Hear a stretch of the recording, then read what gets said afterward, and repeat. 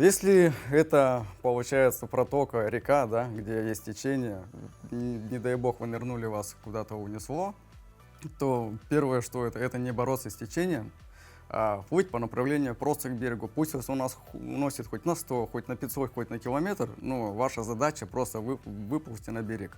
И все. Ни в коем случае против течения нельзя гребсти. Все, естественно, если вы устаете, если вы умеете держаться на спине, перевернитесь, но ваша цель просто достичь берега. Можете кричать, если у вас есть силы, но обычно, когда человек кричит, очень много энергии тратит на то, чтобы просто кого-то позвать. И подходите с той стороны, со стороны лица, потому что он будет воспринимать как предмет, за который может схватиться, и он просто будет вас вниз толкать, топить.